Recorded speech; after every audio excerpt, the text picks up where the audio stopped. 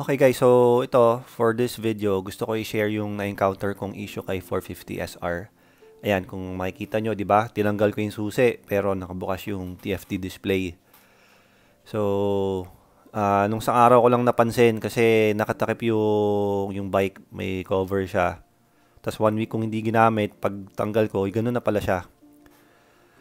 Ayan, sa part na to, tinanggal ko yung positive terminal ng battery.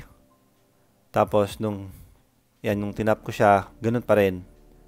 So hindi lang siya masusolusyonan ng pagtanggal ng battery. Yan, so ganun pa rin siya. Tapos may number pasensya na kung malabo sa cellphone camera ko.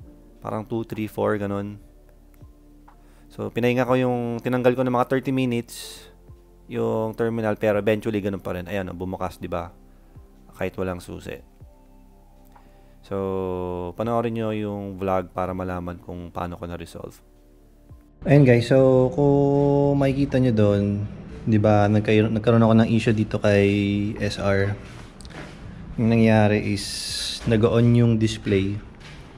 Nag-on yung display kahit walang susi. Yan, nakaganyan.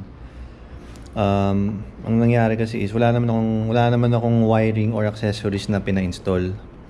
So, stock lahat ng wirings nito. Ang pinagalaw ko lang is lilipat lang tong signal light dahil sa tail tidy. The rest stock na, wala nang binago niya, walang bago, walang horn or MDL or anything, lahat yan stock. Ang ginawa ko is tinanggal ko yung terminals ng battery, yung negative tsaka yung positive, tsaka yung fuse tinanggal ko, iniwan kong overnight. Tapos, inisprayan ko ng contact cleaner yung susian ng ignition. So, ito yung ginamit kong contact cleaner. Teka lang. Ito. WD-40 contact cleaner. Yan.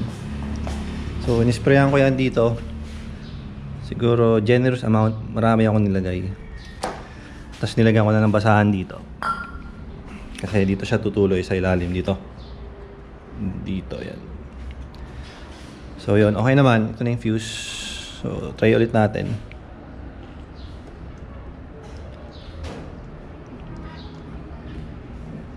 Ito yung socket. Hindi ko lang kung anong socket to Starter relay yata. Hindi ako sure So, yung takip ng fuse, socket din siya ng isa pang dito. Pang parang terminal. Kaya lang. Yan, pang isang kamay lang. Yan. So, yan. As you can see, hindi naman na siya hindi na bumubukas yung panel.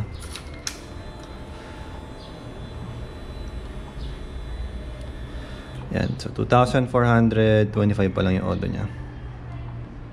Kasi, napansin ko, naka-on pala siya kasi may mga cover yung mga motor namin dito. Yan yung mga cover.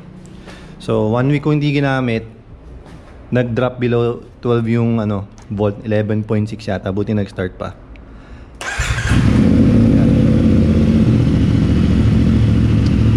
Yan natin. Yan, mataas naman yung volt nya. So nag-charge naman. Mataas naman. Tingnan natin kung babalik ulit. Okay, so mukhang hindi na. So hopefully yun na yung, sana hindi na nangyari yung, hindi na ulit mangyari. Yung huling wash pala niya, yung huling linis niya is mga 3 weeks ago. April pa yun Simula noon, isang beses lang siya nahugasan simula noon nakuha ko. Kasi hindi naman na nabasa ulit kasi summer ngayon May ngayon Yun. So tinanggal ko lang yung terminal ng battery tsaka yung fuse. Overnight ko siyang ginawa. Tapos inisprayan ko ng contact cleaner yung ignition key.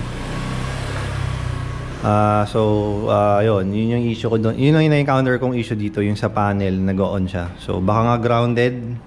Kaso wala naman akong ginalaw. Pwedeng dito. So tingin ko dito inisprayan ko. So yun lang, just sharing yung na-encounter ko dito kay SR. Okay, so yun lang guys. Thanks for watching. See you sa next one.